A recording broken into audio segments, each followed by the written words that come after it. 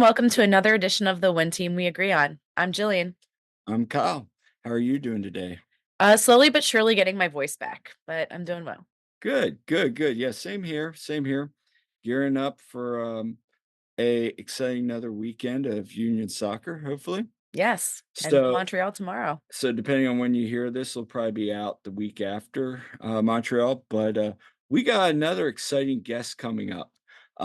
Today's episode. Yes, we do. So we are having a chat with Eddy Davis, who is forward for Union 2. Yeah, and so we'll go ahead and get started here, and hope you enjoy our interview with Eddy Davis. All right, so we're here with our guest today. He is Union 2 forward and two-time MLS Next Pro Rising Star of the Month, Eddy Davis. Eddie, how you doing today? I'm doing great. I'm really excited to be here with you guys. We're real excited as well. I know some of the Bridge Brigade, when talking with us, have said, "Hey, man, you gotta have Eddie on the show. We'd love to hear from him." So glad we can make this work, and excited to get to know you, and for the fans to get to know you as well. Yeah, for sure. Sounds good. Let's do it. All right. So growing up, how did you get started in soccer and did you play any other sports? Yeah, I started playing soccer around when I was about 4 years old, but both of my parents ran track in the Olympics for Team USA, and my grandfather managed the Mets. He's played MLB baseball, so I played all kind of sports growing up. I didn't really choose soccer until I was about 12 years old. I started with baseball, basketball were probably my main ones, but then as I grew older, I decided I just grew a passion for the sport of soccer. That's awesome. So, when you said your grandfather played for the Mets and managed the Mets, He managed the Mets. what year? I think it was around '06, '07. He won Manager of the Year in 2000 with the Yeah, White Sox. Jerry yeah, Daniel is his yep, name. yep, That's impressive. You come quite from the athletic pedigree there. yeah. Yeah, sports with our family. Yeah. Yeah, what Olympics were your parents? You said your parents ran the Olympics. Yeah, my dad was in the '99 World Championships. He ran with Michael Johnson. They won a gold Mhm. together in the 4x4 relay, and I don't know what my mom was. Speaking of your parents, family going through sports for us as former athletes as well is really important. What was it like to have your parents as a support system? And then you grew up in LA, moving away from there to go to Red Bulls. What was that process and how were they as support throughout the whole thing? Yeah, I mean, that was probably one of the hardest decisions of my entire career, because Mhm. my family's such a tight-knit family. We never been away from each other for probably longer than a week. So for my mom to allow me, because me and her have such a tight bond, to allow me to leave our home on my 15th birthday, the amount of nights that we cried together, and so, like, it was just a rough, rough decision, but it showed, honestly, that she had the ultimate trust in my ability, and she, had faith in the player that I could end up becoming. So it was a tough decision, but to have that support and have that trust, like, I knew she wouldn't just do that for no reason if she didn't see anything in me. So that was a pretty special moment, I'd say, allowing her or letting me do that. So yeah. Yeah. Yeah, and, were there times early on that, you find yourself I know when I went to boarding school, it was some nights talking to my parents like, "Hey, man, I don't know if I can do this," you know? Were there nights like that? And, how'd you manage them early on? Yeah, totally. I mean, I was staying with a host family. I was staying in the basement. So some nights I started at Red Bulls, and some nights where I wouldn't have a good training, I just call my family, be like, it's time to go back home. Like, I can't do this. And they're like, trust, just give it time, like it'll all work out, like God's got you. Um, and yeah, but the beginning is always the hardest part. But Mhm. now 3 years, just turned 18, been over here in the East Coast for 3 years now. I kind of gotten used to it. So, but the first part was really, really hard. But there's always still moments of that. Like my mom was just out here for 2 months and I didn't want her to leave. So Mhm. Mhm. miss my family still. But yeah. Yeah. Yeah. So how do you balance soccer and academics and also having a social life? hmm Yeah. The social aspect of it is kind of hard, but I feel like the academic piece is pretty easy with YSC. The teachers and everyone do a great job in managing that. But just with the social life, I haven't met many people out here besides my teammates. Mhm. So just trying to keep up with my friends in LA, but obviously I'm busy with soccer most of the time. So the social life I'm still trying to adjust to, but the academic part is pretty simple with YSC. They've done a great job to help me acclimate to the situation. Yeah, we've heard really great things, talking with Neil and with Frankie. We've had them on, and had a lot of glowing reviews about it as well. And I think that's, I'm a teacher, so I appreciate hearing about that academic side of it. So Yeah. awesome. So, moving from LA, you go to Red Bulls. What was ultimately your decision um, with to choose Red Bulls to go into that academy? And then ultimately, do you go from the Red Bull Academy to Union 2? What was that decision like? So walk us through Mhm. that a little bit. All right. Yeah. So I was in the LA Academy Mhm. bit when I was around 12 years old. I ended up getting cut after a season, just dealt with injuries a bunch. And I quit soccer for about a year and a half to just pursue basketball and baseball. That's what I wanted to do. And then got back into the sport and started playing on my local club and started getting eyes on me back at LAFC, but I don't want to go back there. And then New York Red Bulls rang my phone, and we just saw the track record of all the players they produce, such as Tyler Adams, Caden Clark. So we felt like this was a great opportunity to become a pro, and my aspiration is obviously to play in Europe. So that was a great stepping stone for me to go from LA to Red Bulls, but they wanted me to play a bit of a different position. And the union came after my first season with the Red Bulls. I had a pretty good season, and our visions aligned for myself and for my career. They saw me as a striker. I see myself as a striker, not playing left back. So yeah, it was a pretty good decision. And then seeing the track record that the union has is not close to anyone with all the homegrowns and people that they've produced. So it was like, wow, this is where I want to be if I'm going to play soccer in America. So joining the academy, and then after my first year, U17, moving up to Union 2. So that's where we are now. What was it like going from that U17 up to Union 2? Was it pretty seamless, like in way the style, or just night and day? Yeah, no, I'd say the style, of course, is the same. Like we preach the same methodology through up from the academy up to the first team. But I'd say probably the biggest difference was just the physicality, like playing with grown men.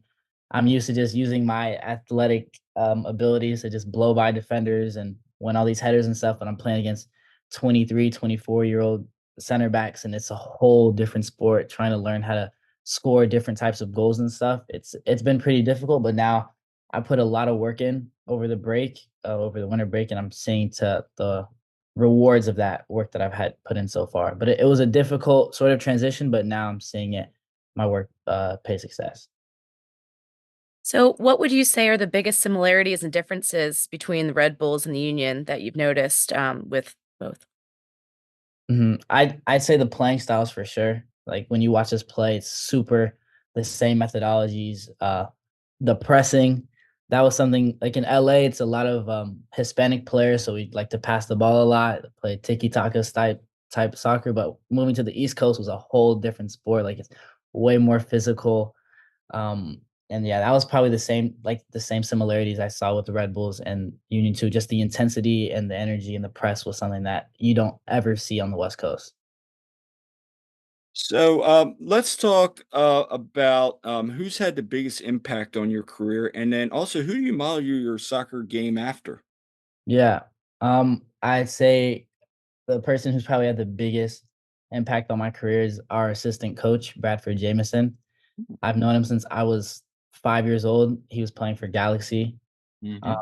won a MLS title there, and I ended up bringing him over here to the Union. But all the little things he's taught me about how to be a pro and certain little tricks and stuff like that to help me at this next level. Like, I honestly don't know what kind of player I would have been without him. So he's been a great person to have in my corner ever since I was young.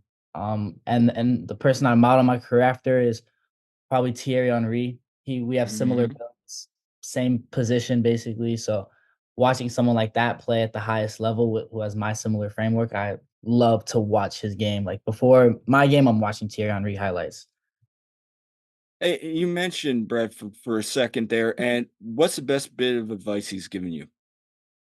Um, Probably just that consistency and your confidence comes from not only what you do on the field, but what happens off the field.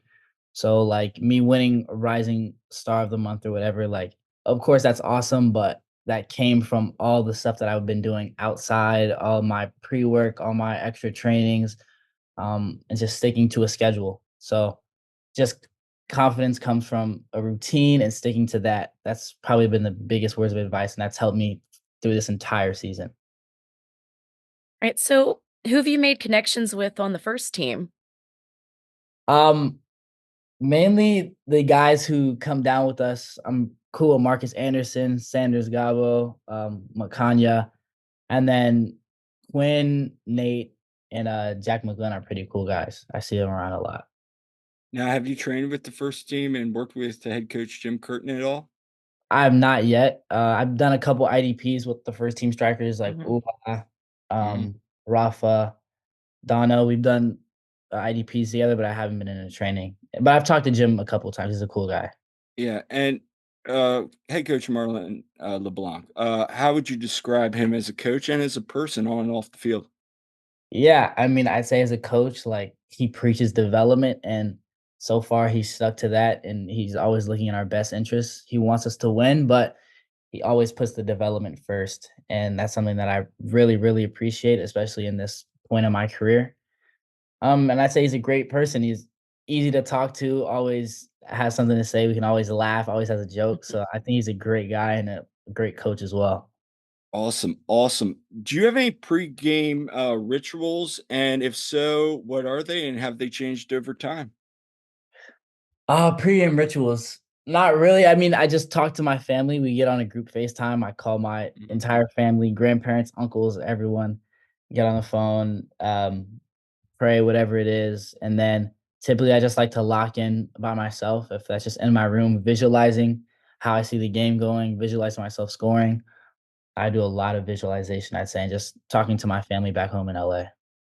Yeah, I love that you do visualization. We do that with our swimmers too. I think that's really, yeah, I think that's really important. So, now is it difficult to stay ready and focused when someone from the first team comes down for a start 1 week after you started the week prior? Yeah, that's a good question. I mean, always I know my job and I know what I have to do, so I can't let that affect me whenever Mhm. I get dropped for a first team guy because I know that's really out of my control. But all I can do is do the best I can when I come on the field and give my best for the team. But it is something I've had to adjust to, for sure. But I mean, I love it. I love the competition and I love still getting on the field and getting the chance to prove myself. When you think about your future, are you looking at maybe the college route? You looking to go pro, sign first team contract? Kind of where are you with your thoughts? Are you just kind of taking it day by day? Yeah, I mean, I'd say in this whole 3 years I've been over here, it's just all been about patience and not rushing into anything, not committing to anything. But my aspirations is to play in Europe. So we're just taking it day by day and to see what next step aligns with my ultimate goal, my ultimate vision, which is to play in Europe. So as of now, nothing yet. We're just still, like I said, taking it day by day. But I want to play professionally in a top 5 league in Europe. So however I can get there, I'm gonna work for that every single day. Excellent. Awesome. So we have a couple fun questions for you. We ask this of every Union 2 player, and this should come as no surprise, but what's your favorite hug flavor? I never saw what those were before I moved out here. Really? Yeah, I'd never heard of a What? hug. Wow. Yeah. Must be an East Um, Coast thing. Well, yeah, it must be. Um, Probably the red one or the grape one. Those are my favorites. I always Oh, am Kyle, throw me the grape one every time. nice. nice. All right. All right. Because Because we always hear blue. I think, yeah, but like didn't, blue. but Rick said green, didn't he? Yeah, Yeah. yeah. Rick said green. Yeah, Yeah. Yeah. Yeah. We hear blue a lot, but no, it's good to hear something different. And I stand by the grape choice. Grape's good. Yeah. Yes. Yes. And we also asked Frankie this, and there this was a question asked of Brandon Marsh on the Phillies when he was mic'd up one time. We love this question, but if you're going to be in a rock band, which teammates are in it with you? Mm, that's a great question. Frankie, of course. That's my dog on and off the field. We have the same energy in the locker room. Mhm. I would say Neil too, but sometimes he's a little shy. Like I don't know if he'd be really out there. I'd probably get Alex Perez. He's the one that would be out there. He'd be willing to be in that. And then probably like Tucker and Mike Sheridan. I'd get them in there too. I get those guys. Nice, nice. Nice. Good choice. One last question I have. So when you're back home in LA, like what's something that Eddie Davis likes to do to unwind, relax, and just hang out? What's that thing when you're back home? Yeah, I mean, obviously go see my family. Every one of Right. my family's in LA, and I love going to the beach. So like just going to the Santa Monica Pier or something and just Mhm. relaxing by the beach. I mean, I know we have the Jersey Shore here, but the beach is like 10 minutes from my house in LA. So just going to the beach for a bit, juggling on the water, like I love it. I love it. Yeah, it's definitely a different vibe out there, Yeah. as opposed to going out here down the shore. So, Love the uh, Santa Monica Pier. yeah, we went there after when we were at Yeah. the MLS Cup Yeah. Yeah, yeah, 2 yeah. years ago. But It's a nice place. yeah, we enjoyed it. So So Eddie, where can people find you on social media? Yeah, on Instagram at Eddy Davis, dot LLL for the third, and then TikTok, King dot Eddie. That's my TikTok, guys. Definitely check out Eddie on Instagram. and TikTok, yeah, And TikTok. Yeah, Yeah. Yeah. absolutely. Well, Eddie, thank you so much for this interview. It's been great speaking with you, and we wish you nothing but the best the rest of the way this season. And I'm sure you're real excited to. I know last night was a little bit of a setback, even though you netted a goal. But Nice goal though. Yes. yeah, what do you feel is your this team's biggest, moving forward? You feel that they got to go all the way? You feel you guys got it to go all the way? yeah, I think we got it. Like, I feel like last year I was here a bit towards the latter half of the season, but I feel like our connection and our unity this Hmm. season is unlike no other team I've been a part of. Of course, we were unfortunate last game. Of course, games like that happen, but we have a strong unity and we're not going to let that affect us. And we're just looking towards the next one and we're going to try and kill our next opponent. So I think that's our biggest upside with this squad that we have here. Awesome. Absolutely. I know we've definitely noticed that as well. I think Yeah. yeah, that's great. I mean, keep it rolling. You guys have been a pleasure to watch and yeah, keep So moving forward. thank you so much. It's been great talking to you, and Yeah, best of luck the rest of the way. Take Thank care. you guys. Have a great day. you Mhm. too. All right. Well, that was a great interview with Eddie. What do you think? Um, one of the fun things was the fact that he does not enjoy a blue hug. Well, he prefers the red or the grape, which I can stand by that. I can stand by that too, but also the fact that he never heard of hugs before he came here. That was interesting. Hmm. But no, honestly, to be honest, just finding out about his family's Hmm. success, both his parents, Olympic level athletes, his grandfather managing in Major League Baseball. I mean, that's incredible. So he comes from a very athletic background. And just how hard it was going from LA to coming to the East Coast, That's a big move for a kid. especially Absolutely. at that age. And Yeah. I thought that whole just his background was good. And then talking about, his relationship with the assistant coach of Union 2 and the words of advice. I really thought it was he had an excellent episode. He did, and I'm looking forward to big things from him, for the future. He's been scoring a lot of goals for Union 2, and, the future is bright. It really, really is. So we hope you enjoyed it as well. Leave us a comment. If there's any other players you'd love to hear us interview, we'd be happy to interview them. So please leave a comment. And this has been this is all for today's episode of the One Team We Agree On. Yep, be sure to follow us on our various social media platforms, on Twitter at TOTWAG, on Instagram and Facebook at The One Team We Agree On, and we have our website, theoneteamweagreeon.com, and we have our YouTube channel, The One Team We Agree On. And yes, you can even find me on TikTok. Mhm. Yes, Just like Eddie. Jillian-Albany. Yes. And until next time, I'm Kyle, I'm Jillian. and we'll see you at the game.